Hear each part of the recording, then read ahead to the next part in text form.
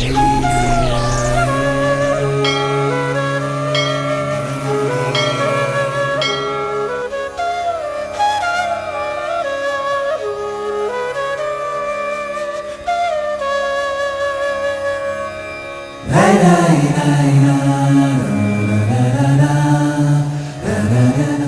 ಶ್ರೀ ಗುರು ರಾಘವೇಂದ್ರಾಯ ನಮಃ.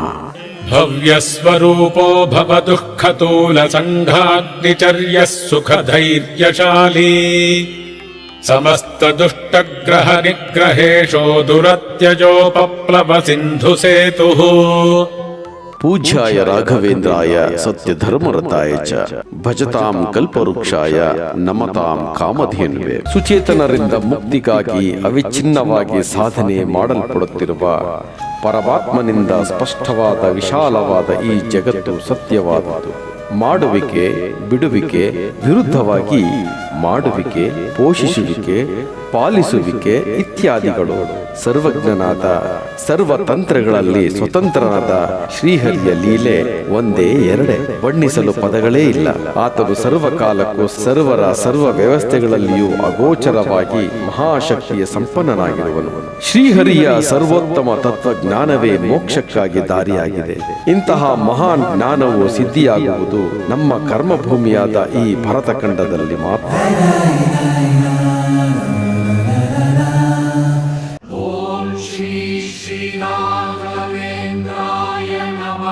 ಕಲಿಯುಗವು ಈಗ ಚಾಲ್ತಿಯಲ್ಲಿದೆ.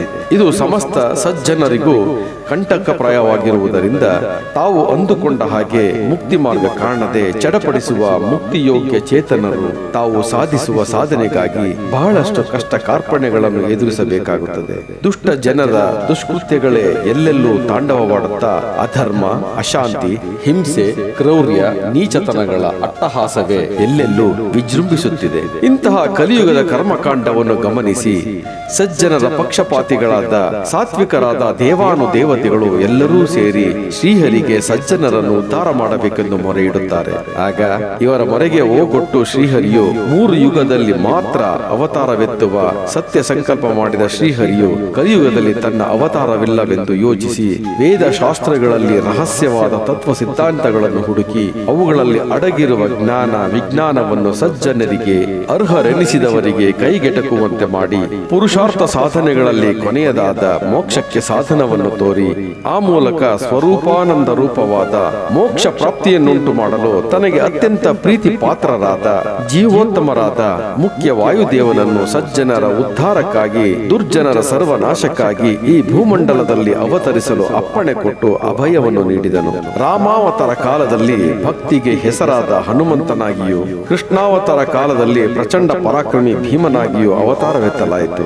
ಶ್ರೀಹರಿಯ ಪರಮಪ್ರಿಯರಾದ ಮುಖ್ಯ ಪ್ರಾಣ ದೇವರು ಈ ಕಲಿಯುಗದ ಪರಿಸ್ಥಿತಿಯನ್ನು ಗಮನಿಸಿದ ಶ್ರೀಹರಿಯ ಆಜ್ಞೆಯಿಂದ ಪುನಃ ಉಡುಪಿಯ ಹತ್ತಿರವಿರುವ ಪಾಜಕ ಕ್ಷೇತ್ರದಲ್ಲಿ ಮಧ್ವಾಚಾರ್ಯರಾಗಿ ಅವತರಿಸಿ ಅರ್ಹರಾದ ಸಜ್ಜನರಿಗೆ ಮುಕ್ತಿ ಮಾರ್ಗ ತೋರಿಸಿದರು.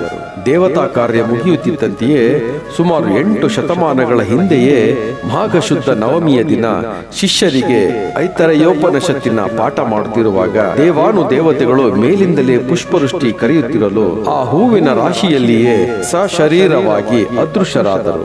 ಈ ಮಧ್ವಾಚಾರ್ಯರ ನಂತರ ಅವರ ಶಿಷ್ಯರು ಪ್ರಚಾರಪಡಿಸಿದರು. ಆ ದ್ವೈತ ವೇದಾಂತ ದಿಗ್ವಿಜಯ ಪರಂಪರೆ ಇಂದಿಗೂ ಅವಿಘ್ನವಾಗಿ ನಡೆದು ಬಂದಿದೆ. ಆ ಪರಂಪರೆಯ ಶಿಷ್ಯರಲ್ಲಿ ಇಂದಿನ ನಮ್ಮ ಕಥಾನಾಯಕರಾದ ಶ್ರೀ ಗುರು ರಾಘವೇಂದ್ರ ಸ್ವಾಮಿಗಳು ಪ್ರಮುಖರು.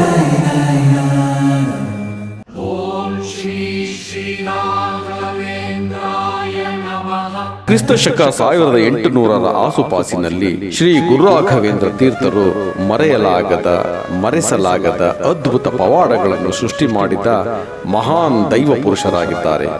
ಶರೀರವಾಗಿ ಬೃಂದಾವನಸ್ಥರಾಗಿಯೂ ಸಜ್ಜನರಿಗೆ ಅನೇಕ ಪವಾಡದ ಚಮತ್ಕಾರಗಳನ್ನು ಮಾಡಿದ್ದಾರೆ, ಮಾಡುತ್ತಲೂ ಇದ್ದಾರೆ. ಇಂತಹ ಒಂದು ಚಮತ್ಕಾರವನ್ನು ಸ್ಮರಿಸಿ ನಾವು ನೀವೆಲ್ಲರೂ ಪಾವನರಾಗೋಣ ಬನ್ನಿ.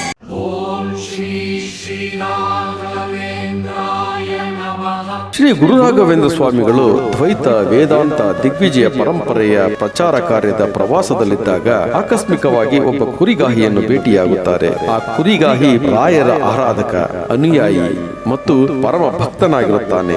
ಆತ ರಾಯರನ್ನು ಸ್ಮರಿಸದೆ ಪೂಜಿಸದೆ ಇರುವ ದಿನವೇ ಇರುವುದಿಲ್ಲ. ಪ್ರತಿ ಕ್ಷಣವೂ ರಾಯರ ಸ್ಮರಣೆಯೇ ಅವನ ಕಾಯಕ. ಇವೆಲ್ಲವನ್ನೂ ಶ್ರೀ ಗುರು ರಾಘವೇಂದ್ರ ತೀರ್ಥರು ತಮ್ಮ ದಿವ್ಯ ದೃಷ್ಟಿಯಿಂದಲೇ ಗಮನಿಸುತ್ತಿರುತ್ತಾರೆ. ಆತನನ್ನು ಅಕ್ಕರೆಯಿಂದ ಹತ್ತಿರಕ್ಕೆ ಕರೆದು ಅವನ ಆಗು ಹೋಗುಗಳನ್ನು ವಿಚಾರಿಸಿದಾಗ ಆ ಕುರಿಗಾಹಿಗೆ ಕನಸು ಮನಸ್ಸಿನಲ್ಲಿಯೂ ಈ ಜನ್ಮದಲ್ಲಿ ರಾಯರನ್ನು ಕಣ್ತುಂಬಿಕೊಳ್ಳುತ್ತೇನೆಂದು ಆತ ಊಹೆಯನ್ನು ಮಾಡಿರುವುದಿಲ್ಲ. ರಾಯರನ್ನು ಹತ್ತಿರದಿಂದ ನೋಡಿದಾಗ ಸಾಕ್ಷಾತ್ ಭಗವಂತನನ್ನೇ ದರ್ಶನ ಮಾಡಿದಂತಾಗುತ್ತದೆ. ಅವನ ಆನಂದಕ್ಕೆ ಹರ್ಷೋದ್ಗಾರಕ್ಕೆ ಪಾರವೇ ಇಲ್ಲದಂತಾಗುತ್ತದೆ.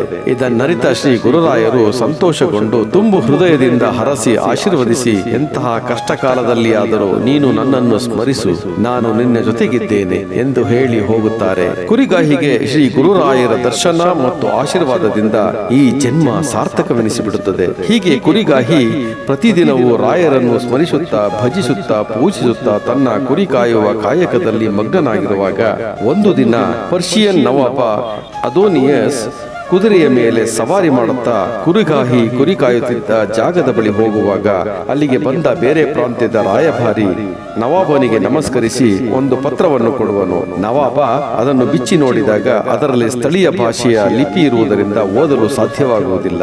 ಆಗ ಆತ ಅಲ್ಲಿಯೇ ಕುರಿ ಮೇಯಿಸುತ್ತಿದ್ದ ಕುರಿಗಾಹಿಯನ್ನು ಕರೆದು ಆ ಪತ್ರವನ್ನು ಕೊಟ್ಟು, ಈ ಪತ್ರದಲ್ಲಿ ಏನು ಬರೆದಿದೆ ಓದಿ ತಿಳಿಸು ಎಂದು ಹೇಳಿದಾಗ ಆ ಪತ್ರವನ್ನು ನೋಡಿ ದಿಗ್ಭ್ರಾಂತನಾಗಿ ಓದು ಬರಹ ಗೊತ್ತಿರದ ಆ ಅನಕ್ಷರಸ್ಥ ಕುರಿಗಾಹಿಗೆ ಒಮ್ಮೆಲೆ ಆಕಾಶವೇ ಕಳಚಿ ಮೈಮೇಲೆ ಬಿದ್ದಂತಾಗಿ ಭಯದಿಂದ ಹೆದರುತ್ತಾ ನವಾಬನಿಗೆ ತಾನೊಬ್ಬ ಅನಕ್ಷರಸ್ಥ, ಓದು ಬರಹ ತಿಳಿದಿಲ್ಲ ಎಂದು ತಿಳಿಸಿದಾಗ ನವಾಬ ಕುರಿಗಾಹಿಯ ಮಾತಿಗೆ ಕೋಪಗೊಂಡು, ಓದಿ ಹೇಳಲಿಲ್ಲ ಅಂದ್ರೆ ನನ್ನ ಆಸ್ಥಾನಕ್ಕೆ ಕರೆದುಕೊಂಡು ಹೋಗಿ ನಿನ್ನನ್ನು ಗಲ್ಲಿಗೇರಿಸುತ್ತೇನೆ, ನಿನ್ನ ಪ್ರಾಣ ತೆಗೆಯುತ್ತೇನೆ ಎಂದು ಎಚ್ಚರಿಸಿದಾಗ ಆ ಕುರಿಗಾಹಿಗೆ ಏನೂ ಮಾಡಲಾಗದ ಸಂದಿಗ್ಧ ಪರಿಸ್ಥಿತಿ ಬಂದೊದಗುತ್ತದೆ. ಏನು ಮಾಡಬೇಕೆಂದು ತೋಚದೆ ಭಯದಿಂದ ಅಳುತ್ತಾ ಗೋಳಾಡುತ್ತಿರುವಾಗ ಆ ವೇಳೆಯಲ್ಲಿ ಈ ಹಿಂದೆ ಶ್ರೀ ಗುರುರಾಯರು ಆತನನ್ನು ಭೇಟಿಯಾದಾಗ ಎಂತಹ ಕಷ್ಟ ಕಾಲದಲ್ಲಿ ಆದರೂ ನೀನು ನನ್ನನ್ನು ಸ್ಮರಿಸು, ನಾನು ನಿನ್ನ ಜೊತೆಗಿದ್ದೇನೆ ಎಂದು ಹೇಳಿದ ಆ ಗುರುರಾಯರ ವಾಣಿ ತಟ್ಟನೆ ನೆನಪಿಗೆ ಬಂದು ಶ್ರೀ ಗುರುರಾಯರನ್ನು ಭಕ್ತಿಯಿಂದ ಪ್ರಾರ್ಥಿಸುತ್ತಾ, ಅಪ್ಪ ತಂದೆ ಶ್ರೀ ಗುರುರಾಯರೇ, ಈ ಸಂದಿಗ್ಧ ಪರಿಸ್ಥಿತಿಯಿಂದ ನನ್ನನ್ನು ಪಾರು ಮಾಡು, ನನ್ನ ಪ್ರಾಣ ಉಳಿಸಪ್ಪ ಎಂದು ಮನದಲ್ಲಿಯೇ ಪ್ರಾರ್ಥಿಸಿ ಪತ್ರವನ್ನು ಓದಲು ಪ್ರಾರಂಭಿಸುವನು.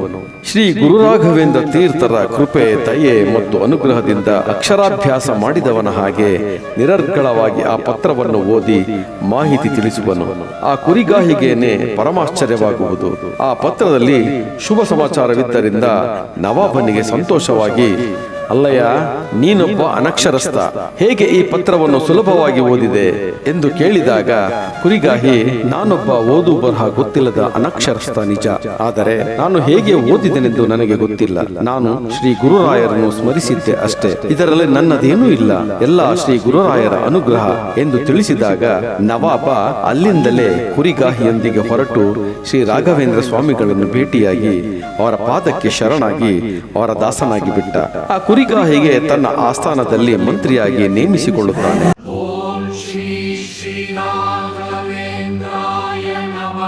ಹೀಗೆ ಇಂತಹ ಹಲವಾರು ಘಟನೆಗಳು, ಪವಾಡಗಳು ಶ್ರೀ ಗುರುರಾಯರು ಭೌತಿಕವಾಗಿದ್ದಾಗಲೂ ಇಂದು ಬೃಂದಾವನದಲ್ಲಿ ಸಶರೀರವಾಗಿ ಧ್ಯಾನದಲ್ಲಿ ಕುಳಿತು ಮಾಡುತ್ತಿದ್ದಾರೆ. ಶ್ರೀ ರಾಘವೇಂದ್ರ ಸ್ವಾಮಿಗಳನ್ನು ನಂಬಿದ ಸಜ್ಜನ ಭಕ್ತ ಕೋಟಿಗೆ ಒಂದಲ್ಲ ಒಂದು ರೀತಿ ಅವರ ಕಷ್ಟ ಕಾರ್ಪಣ್ಯಗಳಿಗೆ ಪವಾಡ ಸೃಷ್ಟಿಸಿ ನೆರವಾಗುತ್ತಾ ಬಂದಿದ್ದಾರೆ. ಶ್ರೀ ಗುರುರಾಯರ ದಿವ್ಯ ದೃಷ್ಟಿ ಸಜ್ಜನ ಭಕ್ತರ ಮೇಲೆ ಒಮ್ಮೆ ಬಿದ್ದರೆ ಆಯಿತು. ಎಂತಹ ಸಂದಿಗ್ಧ ಪರಿಸ್ಥಿತಿಯಲ್ಲೂ ರಾಯರು ನಮ್ಮ ಜೊತೆಗಿರುತ್ತಾರೆ ಅನ್ನುವುದರಲ್ಲಿ ಸಂಶಯವೇ ಇಲ್ಲ.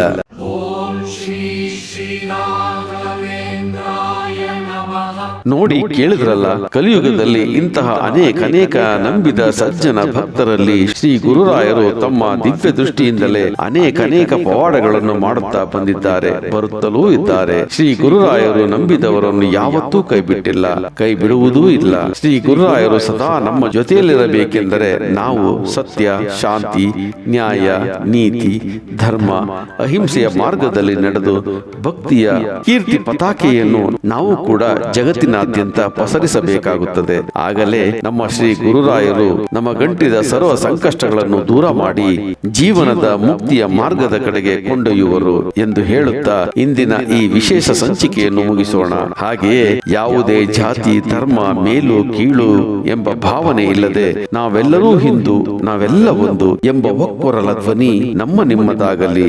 ಸರ್ವೇ ಜನ ಸುಖಿನೋ ಭವಂತು. ಜೈ ಶ್ರೀ ಗುರು ರಾಘವೇಂದ್ರಾಯ ನಮಃ. ಆತ್ಮೀಯರೇ, ನಿಮ್ಮ ಚಲನಚಿತ್ರ ನಟ, ಸಾಹಿತಿ ಮತ್ತು ನಿರ್ದೇಶಕ ತನ್ಮಯ್ಯ ಸನತ್ಕುಮಾರ್ನ ಪ್ರಣಾಮಗಳು.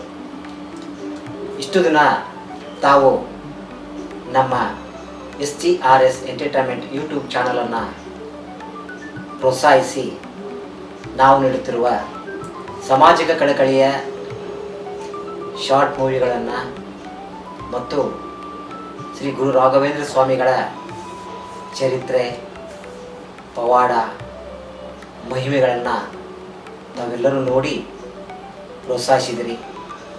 ಹಾಗೆ ಲೈಕು, ಕಾಮೆಂಟು, ಶೇರ್ ಮಾಡಿ ಸಬ್ಸ್ಕ್ರೈಬು ಮಾಡ್ಕೊಂಡಿದ್ದೀರಿ.